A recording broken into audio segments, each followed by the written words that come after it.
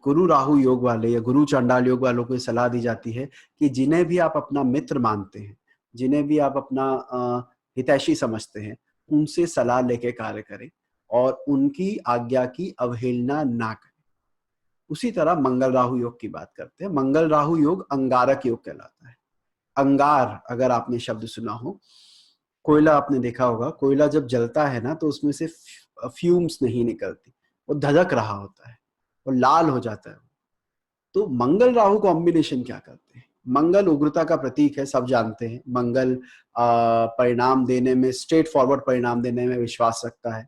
मंगल धोखेबाज नहीं है। आई रिपीट, मंगल धोखेबाज नहीं है। ऐसे में जब राहु का साथ उसे मिलता है तो वो जो अंदर ही अंदर जलना है ना, अंदर ही अंदर धधकना है, वो योग इसमें बनता है अंगारक योग। अंगारक योग वाला व्यक्ति किसी भी बात को जल्दी भूल नहीं पाता, नकारात्मक बात को तो बिल्कुल नहीं। 2 साल पहले भी कोई घटना घटित होगी जिसमें उसके साथ बुरा व्यवहार किया गया होगा, वो उसके दिमाग में अंकित हो जाएगा कि नहीं, ये इसने गलत किया था और मुझे इसको बताना है। ठीक है, आप बताइए और आप बताएंगे भी, लेकिन जब तक उस व्यक्ति को वो बात बताएंगे उससे पहले तक आपने स्वयं को जलाया है उस अग्नि में। आप अगर अंगारक योग वाले व्यक्ति हैं और आप अगर बात नहीं भूल पा रहे हैं और रिवेंज लेना चाहते हैं कि इसको मुझे बताना जरूर है, जिस दिन आप उस व्यक्ति को बताएंगे नो डाउट उसको बुरा लगेगा, लगना भी चाहिए अगर उसने कुछ गलत किया है तो, लेकिन उसकी एक दिन की सजा के लिए आपने पिछले 3 साल उस बात को ना भूलकर अपने आप को सजा दी। इस वजह से अंगारक योग अच्छा नहीं है।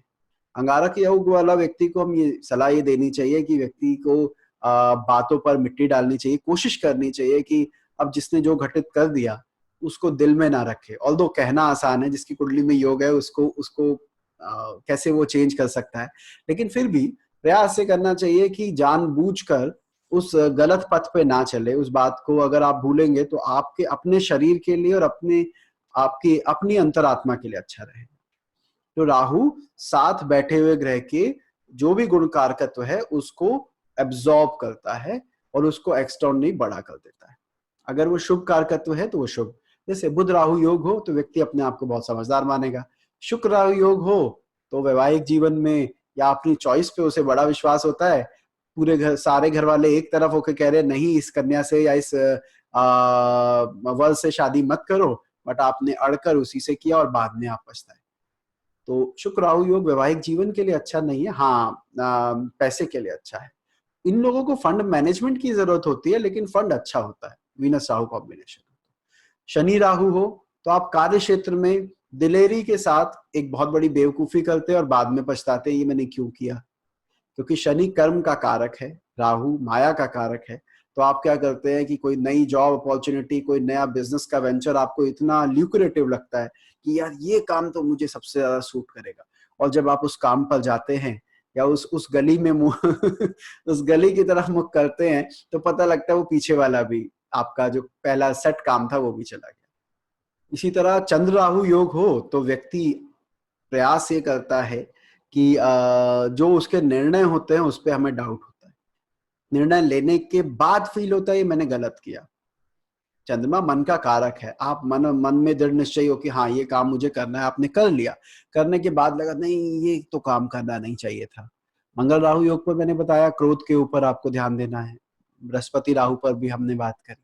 बुध राहु वाले के लिए होता है कि if you are a marketing person, well very good for you, you can achieve great height in your career if you are a person who needs to deal with different people, क्योंकि वहां पर आप लोगों के साथ बातें करके उनको ऐसे चक्री या ऐसी टोपी पहना सकते हैं कि जो उसको आगे बाद में समझ में आए कि ये मेरे साथ क्या हुआ। तो बुध राहु योग दिमाग के लिए बहुत अच्छा है। उसके बाद हम बात करते हैं, शुक्र राहु की बात हमने करी, शनि राहु की बात करी, सूर्य राहु। सूर्य राहु योग अच्छा नहीं है, सामाजिक छवि खराब होने के योग बनाते हैं। अच्छा, सूर्य केतु और सूर्य राहु में एक फर्क है। सूर्य राहु जैसे मैंने कहा ना, आपको विश्वास होता है कि आप सही है और उसके बाद गलत निर्णय लेकर आप पछताते हैं और सरकारी पचड़ों में या सामाजिक छवि खराब होने की तरफ आप अग्रसित हो जाते हैं। इसी तरह राहु जिस राशि में बैठता है, या मैं यूं कहूंगा कि राहु यदि कुंडली में वायु तत्व राशि में हो, यानी मिथुन में, तुला में या कुंभ में, तो बहुत अच्छे परिणाम देता है। देखिए राहु एक्चुअली है क्या? राहु है हमारा सर। माइथोलॉजिकल पौराणिक कथाओं के अनुसार राहु सर वाला भाग है और केतु धड़ वाला।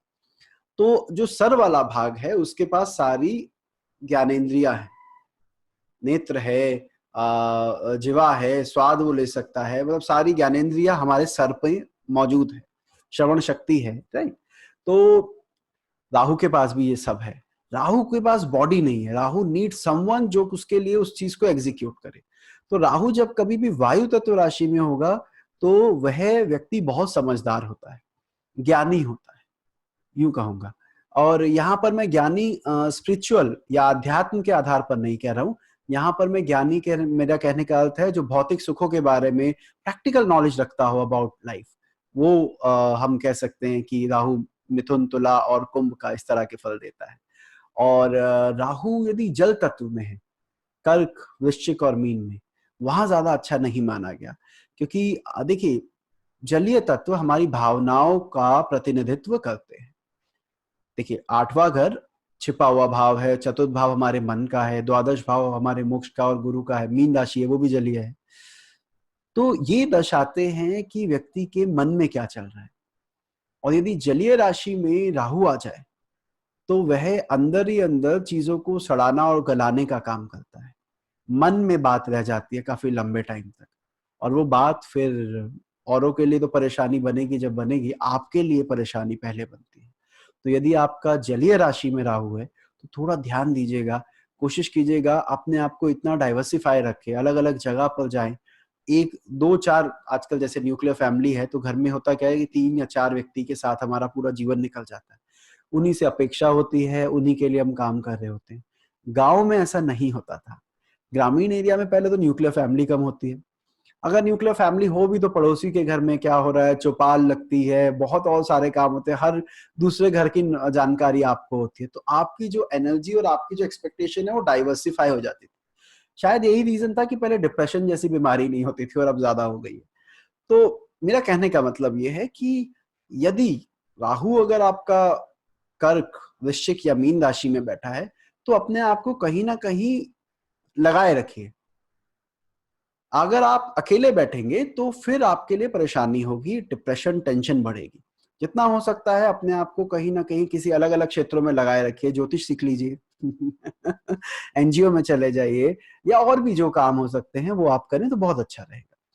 उसके बाद अगर मैं बात करूं, पृथ्वी तत्व राशियों के लिए भी राहु अच्छा है, क्योंकि अर्थ त्रिकोण होती है पृथ्वी तत्व राशियां 2, 6, 10, वृषभ, कन्या और मकर। यदि वहां पर राहु है तो ये आर्थिक उन्नति के लिए अच्छा है।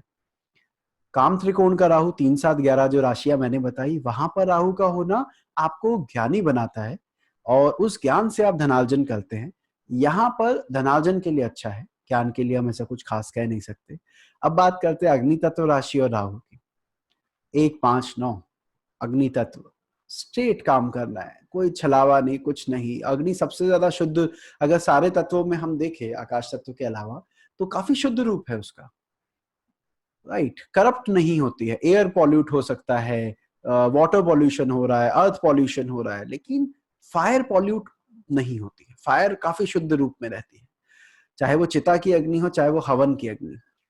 तो राहु जबकि छलावा है, राहु की माया है, तो राहु का अग्नि तत्व में बैठना कोई ज्यादा लाभकारी नहीं है, ठीक है। जो छिपी हुई आग होती है ना, जो ऊपर से नजर नहीं आती, आजकल इंडक्शन का जमाना है, तो वहां पर आपको पता नहीं वो कितना गर्म हुआ है, जब हाथ लगाते हैं तो पता लगता है राहु वो है। तो यदि मेष, सिंह और धनु में राहु है तो आप भी उसी अग्नि के स्वरूप है जो नजर नहीं आ रही है लेकिन है, अंदर है, और जब जरूरत पड़ेगी तो काफी ज्यादा रूप में बाहर आ सकती है। ये इस चीज का ध्यान रखना है। उसके बाद अगर मैं ग्रहों के साथ इसकी युति की बात करूं तो राहु शुक्र के साथ अच्छा है। एक माया है, एक लक्ष्मी है, तो आर्थिक उन्नति के लिए अच्छा है। वैवाहिक जीवन के लिए थोड़ा थोड़ा नहीं, मैं कहूंगा अच्छा नहीं है। चरित्र के ऊपर विशेष ध्यान रखना आवश्यक है। बुध राहु युति अच्छी है, अच्छी वही जैसे मैंने कहा कि समझदार, सामने वाले के ऊपर अपना इंप्रेशन छोड़ना, ये बताना कि आपका लेवल क्या है, वो बुध राहु युति दिखाती है। पर यहाँ पर ध्यान रखिएगा, बुध राहु युति के समय उसमें चंद्रमा इन्वॉल्व नहीं होना चाहिए, ना राहु के साथ ना केतु के साथ। अन्यथा स्थिति अच्छी नहीं रहती। उसके बाद मंगल राहु युति पर हमने बोला, तो इस बात का ध्यान रखना है कि शुक्र के साथ युति है तो अच्छा है। आपका स्वाति नक्षत्र का राहु, ऑब्वियसली स्वाति नक्षत्र का स्वामी भी राहु ही है। ऐसे नक्षत्र जो ज्ञान के प्रतीक है वहां राहु लाभ देता है। देखिए, लोग बोलते हैं कोई ग्रह खराब नहीं है, कोई ग्रह अच्छा नहीं है, मेरा भी यही विश्वास है। राहु यदि बली है तो व्यक्ति का भौतिक सुखों में लिप्त होने की संभावनाएं बढ़ जाती है। आज की दुनिया में, कलयुग में पैसे के आधार पर व्यक्ति की स्टेटस, पैसे के आधार पर व्यक्ति को सम्मान दिया जाता है, उसके ज्ञान को नहीं, उसके मैं कहूँ उसके व्यवहार को नहीं, उसकी नैतिकता को नहीं। ऐसी स्थिति में राहु बहुत बढ़ जाता है, क्योंकि राहु छलावा करके, दिखावा करके अपने आप को सिद्ध दिखा देता है, आर्थिक रूप से उन्नत दिखा देता है, और इस वजह से राहु आजकल बली होना अच्छा है। और जैसे मैंने शुरू में कहा, राहु लड़ता नहीं, लड़वाता है। कोई भी कार्य हो, राहु सामने आके काम नहीं करता, पीछे करता है। जैसे अगर मैं कहूँ फिल्मों में डायरेक्शन जो कर रहा होता है व्यक्ति, सारा दिमाग उसका होता है, कौन सा कब सीन में उसे कुछ और चाहिए वो एक्टर से करवाता है, लेकिन स्क्रीन पर हमें एक्टर नजर आ रहे होते हैं। राहु डायरेक्शन का भी कारक है, राहु फोटोग्राफी का भी कारक है। कोई व्यक्ति कितना सुंदर नजर आता है ये फोटोग्राफर पर निर्भर करता है, क्योंकि फोटोग्राफर किस तरह से, उसकी किस एंगल से इमेज लेगा जो उसको अच्छा या बुरा दिखा सकता है। तो राहु छायांकन को भी रिप्रेजेंट करता है। राहु क्योंकि उसका धन नहीं है, आजकल वायरलेस का जमाना है, जो भी चीज जिसमें बेतार हो, विदाउट एनी कनेक्शन काम कर रही हो, मोबाइल फोन का भी कारक है। इसीलिए यदि किसी बच्चे की कुंडली में राहु की दशा चल रही हो और राहु उसकी विद्या में व्यवधान डाल रहा हो, तो कृपया करके उससे फोन को दूर कीजिए, तो काफी लाभ मिलेगा। उसको वाईफाई से दूर कीजिए। Although I know it is quite difficult to do that, but still you should try to do it, because बच्चे की भलाई के लिए आवश्यक है कि उस समय उसे राहु से दूर किया जाए। और देखिए, गुरु राहु युति पर मैं और भी कुछ कहना चाहूंगा। अर्ध सत्य कहना झूठ कहने से ज्यादा खतरनाक होता है। आधी बात सच, आजकल तो व्हाट्सएप का जमाना है, आप लोगों के पास भी मैसेजेस आते होंगे जिसमें आधी कहानी कुछ लिखी होती है और उसके बाद स्टोरी बना दी जाती है और वो सर्कुलेट हो रही होती है, वायरल हो रही होती है। कोई जान नहीं है, पढ़ने पर ही पता लगता है ये तो झूठ है यार, ऐसा कैसे हो सकता है, लेकिन फिर भी सर्कुलेट हो रहा है। मतलब कोई तो हमारी समाज का एक ऐसा सेक्शन है जो उसमें विश्वास कर रहा है। तो ये जो अर्ध सत्य वाली कहानी है ये बहुत पीड़ादायक होती है। और गुरु, क्योंकि वो सत्य बोलने वाला है और राहु छिपाने वाला है, तो ये जो गुरु चांडाल योग है उसमें अर्ध सत्य ज्यादा आता है और वो खतरनाक हो जाता है। तो इस वजह से भी गुरु चांडाल योग को थोड़ा ज्यादा नकारात्मक बताया गया है। अब बात करते हैं किस भाव में राहु ज्यादा अच्छा है।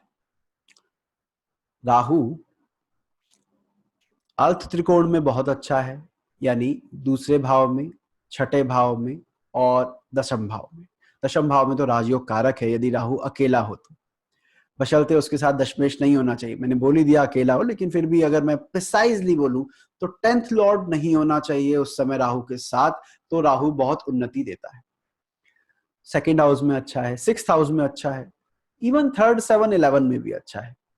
राहु मलेच्छ ग्रह है। मलेच्छ मतलब विदेश, मलेच्छ मतलब जिनका आपसे कोई डायरेक्ट संबंध ना हो, चाहे वो कल्चर का हो, चाहे वो रंग का हो, चाहे वो किसी भी रूप से हो। मतलब आप उनकी भीड़ में अलग दिखते हो या वो आपकी भीड़ में अलग दिखते हो। यदि राहु आपकी पत्रिका में बली है तो आपको ऐसे लोग मदद करेंगे, ऐसे लोगों की सहायता से आपको उन्नति मिलेगी। आजकल लोग विदेश यात्रा के बारे में बहुत सोचते हैं, जाने का प्रयास करते हैं। राहु वहां पर भी सहायक है, उस चीज को भी बढ़ाता है, विदेश जाने की संभावनाओं को प्रबल करता है। क्योंकि राहु कनेक्टेड नहीं है, जैसे मैंने कहा वो बेतार है, उसके नीचे का धड़ नहीं। तो ये कुछ चीजें हैं जो हमें राहु के बारे में देखना चाहिए। अगली बार केतु पर मिलेंगे और फिर दोनों को कुंडलियों के आधार पर जोड़कर देखेंगे किस प्रकार वो फल देते हैं। आशा करता हूँ ये वीडियो आपको अच्छा लगा हो, और अगर अच्छा लगा हो तो जरूर बताइएगा। इस तरह और ग्रहों पर भी वीडियो करने का मेरा प्रयास रहेगा, अगर ये वीडियो आप लोगों को पसंद आता है तो। ओके, जय श्री राम।